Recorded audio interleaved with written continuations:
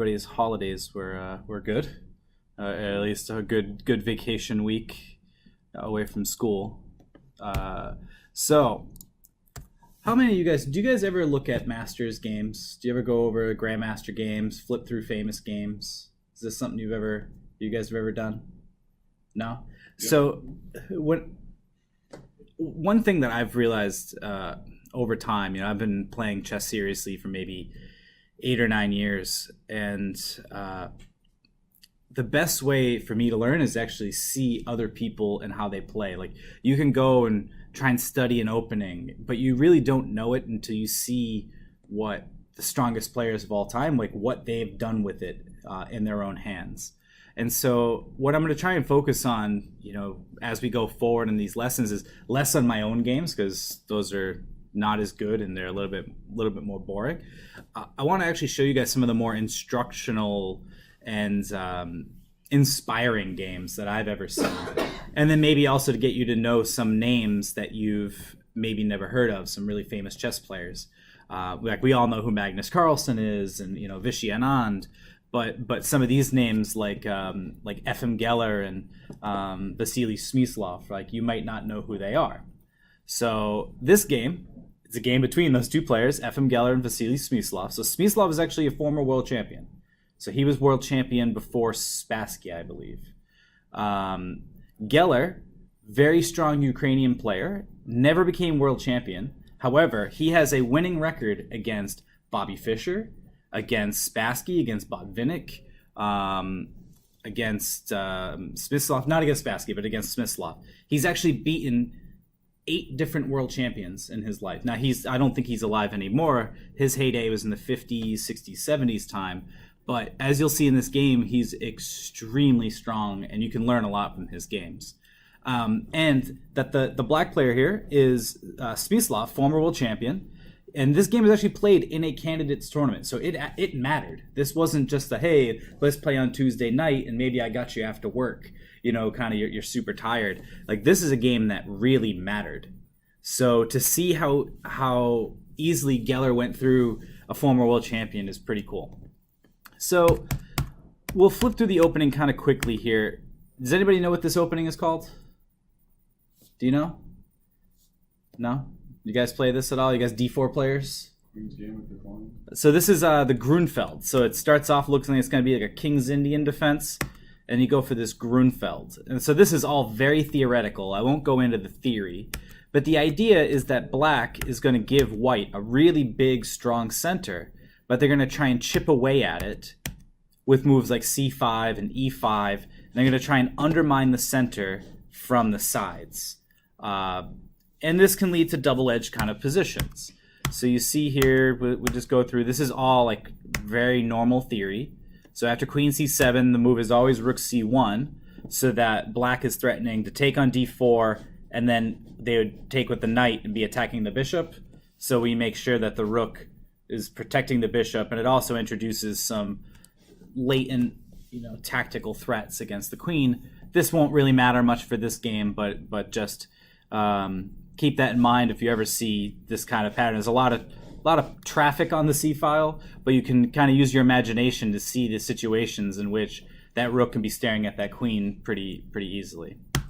So rook d8, see black, all of their play, you can see, is aimed at undermining, at trying to attack white's center. They gave it to them early, and they're trying to say, well, I'm going to get some active piece play, and I'm going to try and put all of my pieces, put a lot of pressure on your center. They may also play moves like f5 to try and attack the e-pawn. They might try and play bishop g4 and trade off the knight, which is a protector of the center. So this is all pretty logical. It's a very well-known opening. So in this position here, this is where I'd say it starts to diverge from from new theory. I play this position as white quite often, and I usually play the move bishop f4. But here, pawn f4 is an older move and quite effective, and you'll see what happens here. So black plays pawn to e6. They're just trying to solidify the center, maybe make sure that white can't play d5, or to try and discourage the move f5. So we'll pick up the game from here. We'll talk about the plans for both sides and what should we do. So if you're white, what kind of plan would you come up with? I mean, we've already kind of developed our pieces a little bit. I mean, we've developed pretty much all of our pieces. We've got a nice big strong center, but what are we going to do with it? So once you've done all of this stuff, right? This is like in the opening. Like once you've done this, you're like, oh well, I've done my job. I should just win the game now, right? Unfortunately, it doesn't always work like this. So now white has to figure out what to do with all of these pluses that they have. They have a bigger center. They're up in development. Notice that black is down, and they have this rook that's sleeping, and this bishop that doesn't have as much to do. So what do we want to do? So you're thinking maybe like play e5 or d5? Yeah. So you're looking for a pawn break, right? Okay, so that's good. So once you've developed, so a really, really strong player who lives in Providence, probably the most talented chess player I've ever met. His name's Jorge Samor Hasbun. He runs the Chess Masters, the CMC club. I can't remember. Chess Masters Connection Club in Providence. He taught me that development is actually the side that's up in development is the side that if they were to open the position, if they were to bust the position open, they're the one with better pieces. So they could actually be pieces that are sitting in the back, but if the position opens, whoever has the better side of that is the one that's better developed. And that's the way I look at this game here too. So white, if they were able to crack this position open, their pieces will probably be better because black hasn't caught up in their development yet. So you're right. We need to actually look for certain pawn breaks that might crack the position open. So where do we want to crack the position open? So you're thinking here, like maybe crack open the F file might be a good idea, and that's the right idea. So keep that in mind. That's like a really core lesson to here is once you've developed and you've got a center, you've done all these things, look for the pawn break you're going to make once your pieces are ideally made to make your position even better. If we were to think about moving the D pawn, well, that seems like it only helps black because it helps develop their bishop, right? They can move the pawn out of the way. We wouldn't have our big center anymore. So maybe D5 is not something I'm considering right away. But E5 is also a good move, and if we play for E5, we probably are going to try to play on the dark squares, so we might move our knight to G3 to E4 or something. But we can look at this for a second. So if we were to play a move like E5, what do you think I might not like about this? What is the downsides of playing a move like E5? F6. Well, so F6 is so that's the square F6 is a good thing for us. We actually kind of control it. If they were to play pawn F6, I would love that because I have this bishop staring on this diagonal, right? They don't want to weaken that. The problem is actually what do you think the problem is? Bishop takes pawn, pawn takes knight takes, pawn takes rook takes queen.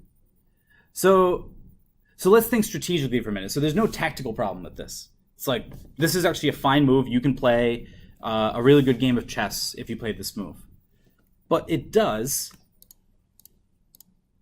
put all your pawns on dark squares. And now this bishop, who should be a good piece for us, is kind of wondering what he's going to do.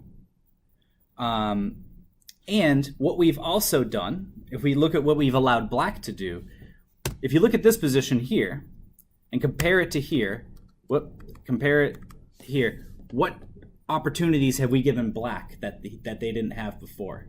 The light square bishop. The light square bishop and also the square d5. So let's just take a look. Anytime you make a pawn move like that, you should look at the holes that you might be creating. So look at your compare this, right? Look at your light squares in this position. You have this e4 pawn is really controlling d5 and f5 really, really well. And also, if the bishop were to appear on b7, it's kind of controlling him a little bit. But if you look at here, now let's take away this arrow. Black might start going pawn b6, bishop b7, and breathe fire down this open diagonal now. And they may also put their knight into d5. So even though this pawn, this move is, it gains space, it's probably a fine move, you're giving black a lot of active opportunities, and we don't like that.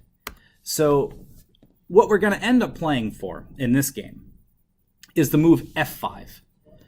My rook is already really nicely placed against the black king on the f-file. And my bishop's pointing at the king. This bishop's pointing towards the king. I might move my knight over here. I feel like I can create a nice attack if I can crack open the f-file. And so that's what we're going to play for. Rob, can I ask you about that? Yeah. So on that move, e5. Yep.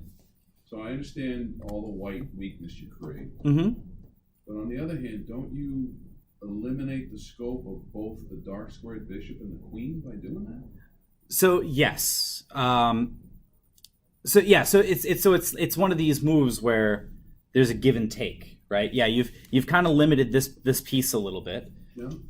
But what's going to happen in these Grunfeld kind of positions is black is going to end up expanding on the queen side faster than I can attack on the king side.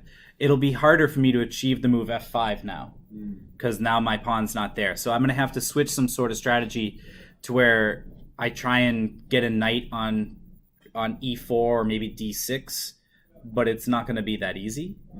So it's double-edged. I've seen a lot of Grunfeld type positions where you play e5, but usually not when you have f4.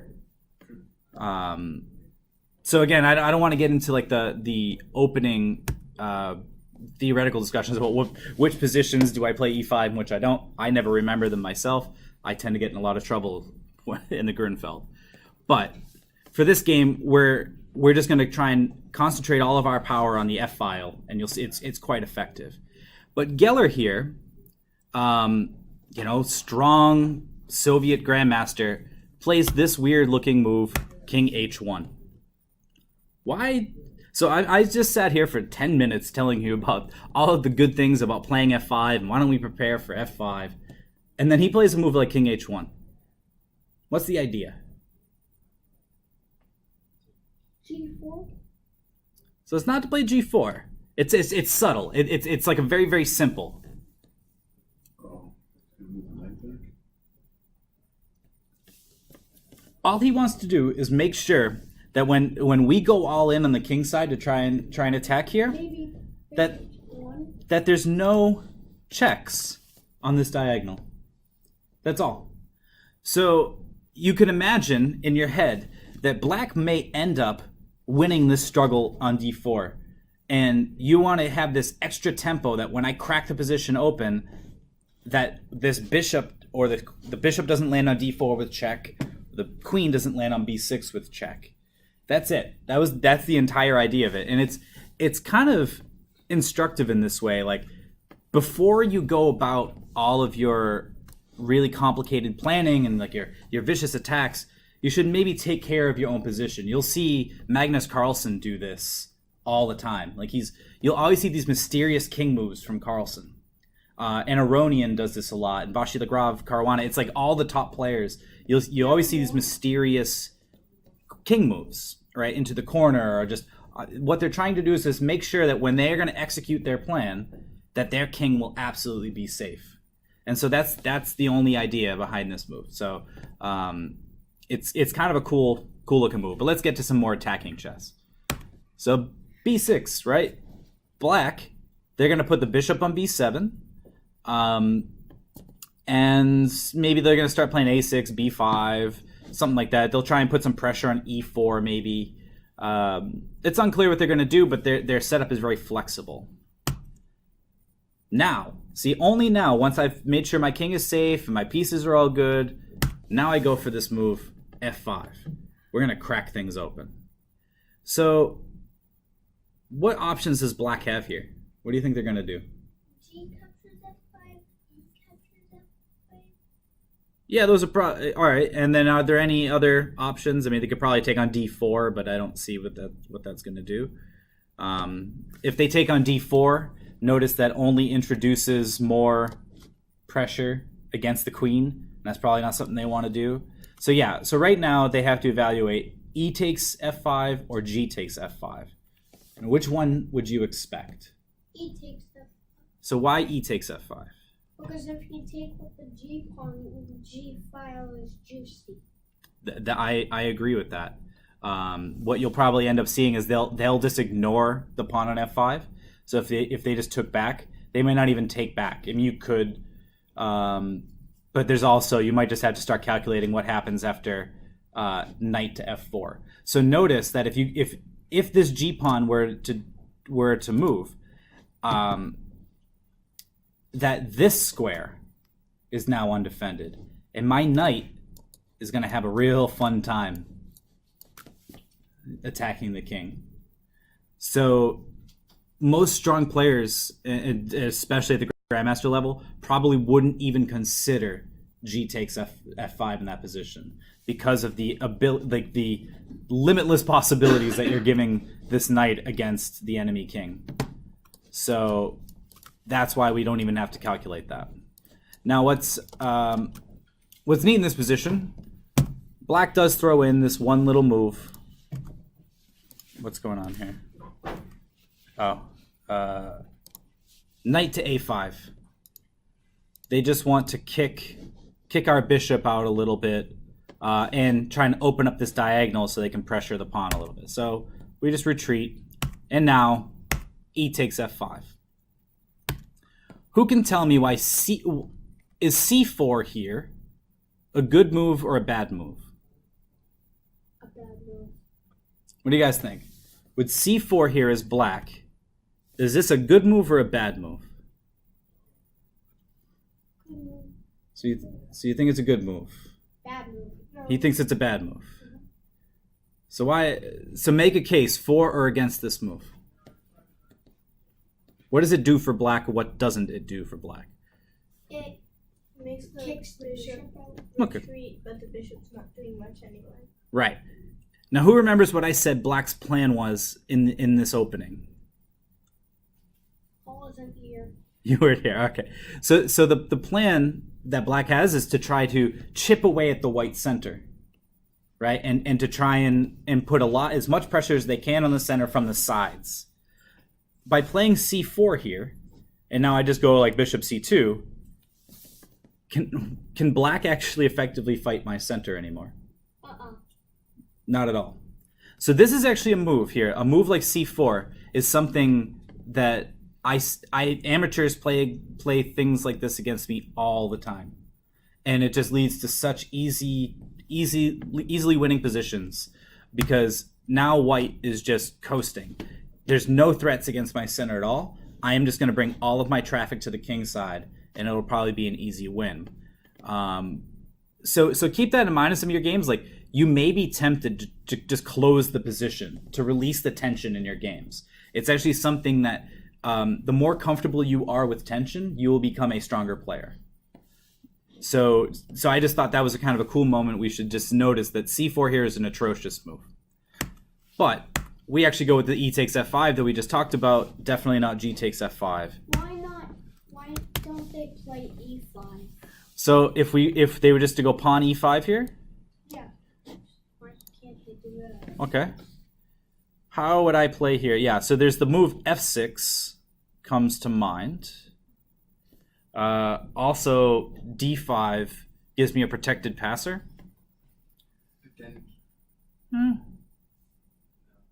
And if you're ever going to take on f5, you are always going to have to think about, your king is a little less safe than mine, and so yeah, I personally, some positions this is not a bad idea, but here, yeah, the move f6 may be really difficult to deal with. So that's probably why. Is like a move like f6 and then a move like d5, and then we'll switch our advantage from one of attacking and opening files to one where I have protected passer and I'm going to win the endgame. But it's actually a good idea. It's definitely something you should be looking at in most of your games. But Smyslov here chose E takes f5, and we take back on f5. So from everything I said before, there's no way that black can take back on f5. So what are they going to do here? Somebody find me a good move for black. Bishop takes. So if bishop takes, and if I take with the bishop, then you have to take back. Right? So if we were to look here, let's look at the consequences of this. How does your king feel? Bad. Yeah, probably not good.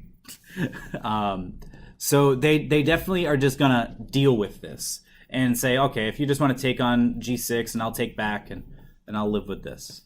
Bishop G7. To bishop b7. Yeah, so B. B. Yeah, bishop b7. So yeah, so this is the right idea. Black is just going to try and create their counterplay now that we've opened up the light squares like we were just talking about. They're going to try and maybe put some pressure on our king. Maybe they'll put their queen here and form a battery on g2. They'll probably swing their rooks onto the E and D files. Like black is definitely, this is still an equal position. Black is dynamically equal here. Like they can generate a lot of counterplay. But we were just talking about this before the game, that it's going to be really hard to understand where black made a mistake. White is just going to roll through them in short order. So Rob, let's do that thing where you count the pieces on the side of the board again. Yeah, so that's not a bad idea, right? Just to understand who might be attacking, at least in this position. So right, so if you wanted to kind of get some alarm bells and just go, is black being attacked? Because there's no like threats at the moment, right? But like I've said in previous weeks, like Kasparov would talk about when he was attacking, he would just draw lines down the board. So he would look at like this, and there's only one piece really defended, maybe two. Right, the queen can jump over here, but there's very few very few defenders. Yeah. He's got a lot of concentration of pieces on the queen side, so that's where he's probably going to play. And so this is telling me, why don't I just go kill the king? If all of his pieces were here on the king side, then I might start to think, okay, let's go where his pieces aren't. So that's exactly. So I told you, he'll absorb some of this kind of stuff. F6. So f6. So that's not a bad idea. And how do you think they'll respond to that?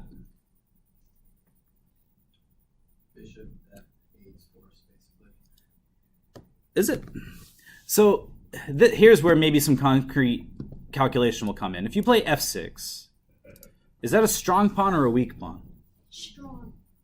So it looks strong because it's really down his throat and it's causing some noise for the moment. But it's probably pretty weak, right? Because how would we defend that pawn? You'd want to defend it with a pawn. I don't have an e pawn, and currently my g pawn is pinned, and I'm happy that g pawn is there because there's a fire-breathing dragon sitting on b7. So playing a move like f6 instead of bishop f8, I would strongly consider bishop h8 because I may just drop sideways pressure onto this pawn and just pick it off. Here, bishop h6? Well, I'm not really threatening anything, and I'm weakening d4 maybe. So I think the move f6, you should definitely calculate it, but it'll end up being a weak pawn. Unfortunately, I did not win my game last week against a lower-rated opponent because I made this exact mistake. I pushed my pawn to f6 when I thought it would be strong, and it turned out to be very weak. And then I lost that pawn. So maybe not f6. So somebody else, come up with some ideas. Like, how does white want to proceed with this attack? I mean, what pieces maybe aren't playing as well as they should be? For what side? For white. So white, we want to come up with an attacking plan for white. Which piece maybe isn't playing as well as it should? Rook C1. The rook c1 actually I think is doing a decent job because it's actually preventing black from taking on d4 because they don't want this rook to start looking at the queen too easily. The rook will eventually probably swing to the f file. So you're right, that will become a better piece. But what other piece of mine is not playing that well? The queen? Yeah, so the queen will have to come in. So how do we activate the queen? Knight. So Knight F4. Yeah, all right. So now you guys are kind of looking at, so we want to maybe activate the knight a little bit. So we have some options. We can go to G3 or we can go to F4. Who votes for G3? He votes G3. G3. How about F4? Who's thinking F4? Actually, I don't want G3. You don't want, all right, you're go with the crowd now? F4. Well, FM Geller decides that he wants, and so Dave, why did you think G3? Experience? You've just seen it a lot? Well, if he does anything with, I would go G3 and then I could push it to E4. Okay, that's the idea. So here, F4 looks menacing, but it blocks in my bishop, and he's not really looking to go anywhere. From G3, and I'm sorry, first we'll throw in Queen D2, Rook E8, and now we'll go Knight G3. So the idea, why is G3 better than F4? So the idea is here, like my knight is actually controlling these two squares, but also might pop into E4. It's a very flexible move. It's also gotten out of the way of all my other pieces. And there's in experience will show you, like, it's the type of thing you need to play this kind of position a lot, that the knights will often sacrifice themselves on F5 or H5. And if you do knight E4, you could play F6. Exactly. So that's kind of the idea. We're going to start creating some sort of bind here. So Knight G3 is actually a very, very nice move. Just very multi-purposed. Why do you? I feel like Queen D2 kind of slows your plan in a way because now Rook goes Rook E8, which then kills the idea of trying to kill the fire breathing dragon. Yeah. So he does have to. But if you don't go Knight D2, or you don't go Queen D2 right away, you go Knight G3. Then he has to. Yeah. Then he's still going to play Rook E8. So you have to at least defend your bishop somehow. So. Yeah, so actually you're right. Maybe I should have thought more to comment on this Queen D2 move. So one, it's to protect this loose piece on E3, right? If you ever heard the all Russian schoolboys know, loose pieces drop off. So you just make sure he has no loose pieces. Two, he actually does want, maybe he's going to put a bishop on H6 and just try and trade off that one defender, right? So again, if we start drawing down lines down the board, if you start trading off attackers for defenders and you still have attackers left, you're probably winning. And so that's kind of the idea, is like, I'm going to defend this, threaten maybe to pop in here, and I want to connect my rooks. Because someday, I may actually double on the F-file. So I just needed to get out of the way of my rook. So after Knight G3, right, to try and control more squares, they go Queen C6. They're going to start threatening some checkmate ideas, maybe. And if I were a really bad player, I could go like Bishop E2 here and lose on the spot. Okay, so now we've woken up one of our pieces from the attack, right? We put our knight on G3. And G3 supports bishop to E4. Oh no, the rook takes the bishop. Yeah, the rook will take, and you'll just get two pieces for the rook. So now we need to wake up another piece who's so the rook on C1 is not playing as nice as we want it to be. So yeah, where would we ideally want our rook? Rook B1 with the idea of bishop B5, not just. All right, so plan for a little tactical trick. I don't disapprove. So rook B1 is an idea. But it's just threatening a one mover, right? So if you go Rook B1, they might just play Rook E7 and say, yeah, if you want to misplace your bishop, go for it. So we want to play with like a connected strategy of moves, right? Like, why bishop G5? Because you go bishop B5 anyway, and then he has to move his queen, and then you just start attacking the queen until you can get it out. All right, well, you have the F6. Let's look at it for a minute. So if I were to go like Rook B1, and I were just to go Rook E7, Bishop B5, Queen D6. Bishop F4? Bishop F4? Yeah. Queen, let's say Queen to D5? C4? Bishop G5. So we're gonna go bishop G5. I might actually now play F6. Oh, wait, no. Then C4. C4. No, See, you're just what you're doing here is you're loosening your position move by move. Why doesn't knight just take on C4? Yeah, I could do that too, right? But like just to prove the point, now your position's starting to look more looser and looser. Although it should take on C4 because maybe I have to deal with DC5, queen takes, bishop takes. Yeah, I don't know. But that gets very, very messy, right? All to just try to make a threat on his queen. And so like that doesn't really make a strategy, right? We don't want to just start making moves that threaten one thing that black can meet pretty easily. We want to be able to put a lot of pressure on the black position. So the little guy who was here over here, he said, yeah, let's wake up the C1 rook. But if we could pick this up and just place it somewhere on the board, what square would you place it on? On F2, because you want to start putting a lot more pressure in the F file, because someday we're going to take maybe on G6, and you want 2 rooks to be sitting on that file when it does. Right now, remember, he's never going to take this. He'll never allow a knight to show up on F5. I mean, that's just suicide. So he plays the move rook F2, which has double duty of double defending G2 and preparing rook F1. So black does the same. I mean, black's, again, remember, black is a former world champion. And they are doubling, they're developing all of their pieces. Their position looks fine. And white goes along with this plan, bishop h6.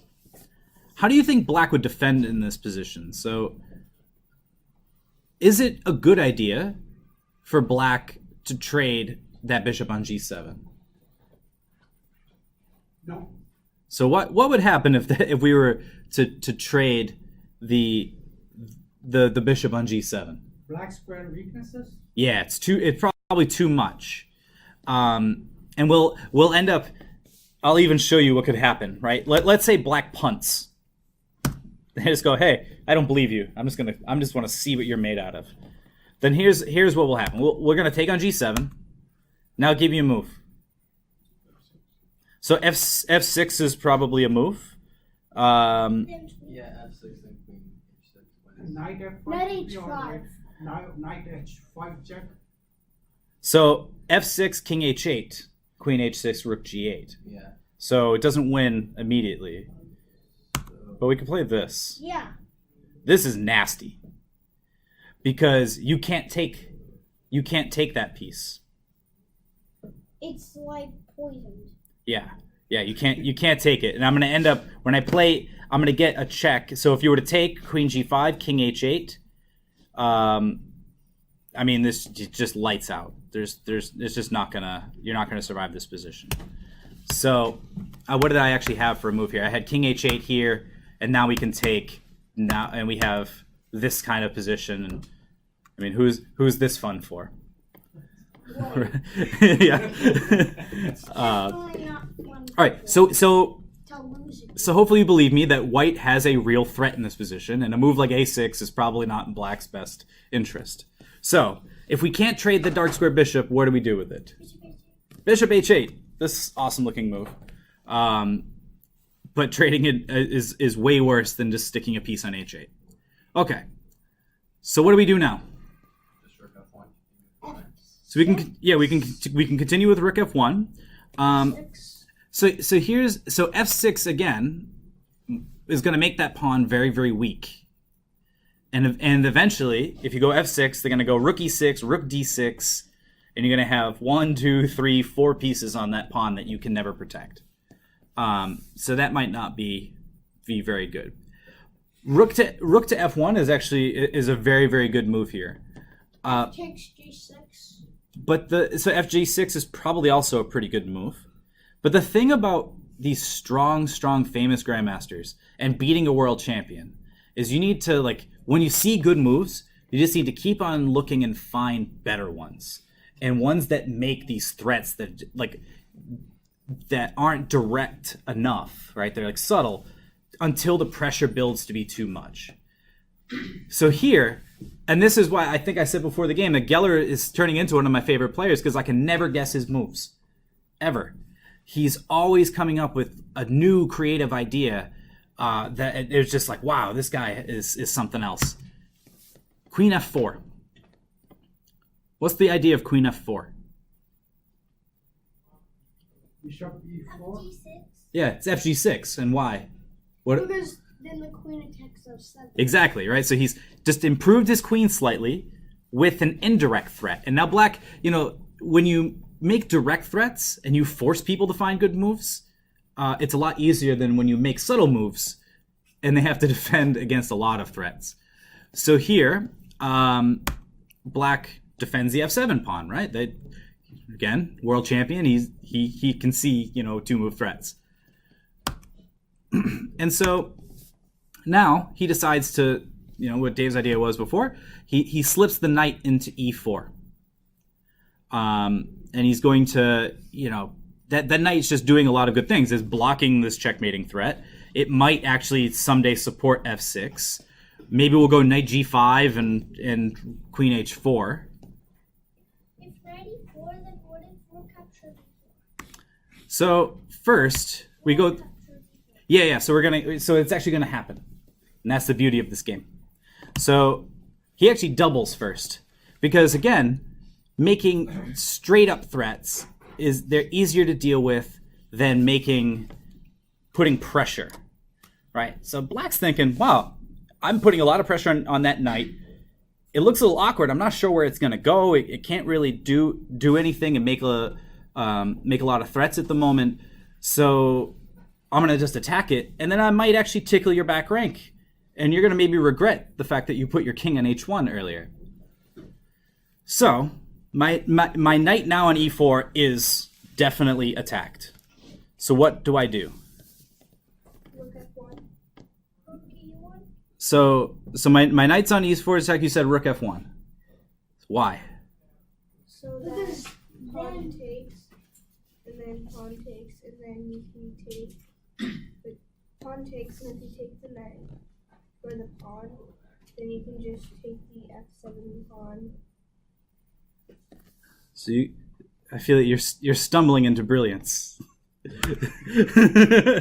Rook f1 with like a million exclamation points after it, and for the next 3 or 4 moves, there's just going to be double exclam after double exclam. This game is ridiculous. So now black says, okay, that looks like a free knight to me. Why don't I take it? And they do. So what does white do now? Bishop captures. F takes g6. Fg6, and then if rook takes queen, Then g takes h7 mate. yeah, that's actually the point. Wow. After this, right? Like this must have been kind of it couldn't have been too much of a shocker, but still, it's not pleasant to face these kind of moves. So now the point is, like he just said, if they accept the queen, hello checkmate, right, with a pawn. And it's always embarrassing to get checkmated by a pawn. So, black's, again, Smyslov is a world champion. So he defends a little bit better than this. Thank you. So he plays the move pawn to f6. And we've sacrificed a piece for this. So how does white continue? g7.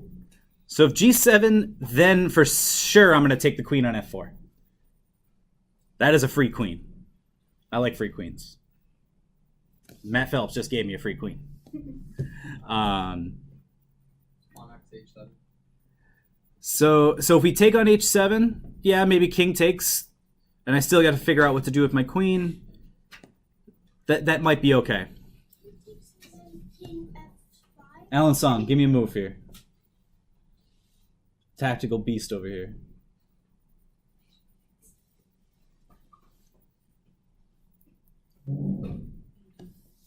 G takes Who saw this move? Yeah, exactly. I was like, what? All of his moves make no sense until he plays them and you go, oh my god, this guy's a genius. Why can't I take the queen? Because rook f8 and then rook takes rook f8. Right. We go boom, boom. Right, so we have offered our queen Twice. in two different ways. I mean, and you can't take it in either variation. So black again fights really strong, plays queen d7 because I am threatening g takes here, and I'll take back, and maybe I'll hold the position together. So now we need one more. We need a few more strong moves, and the game will be over.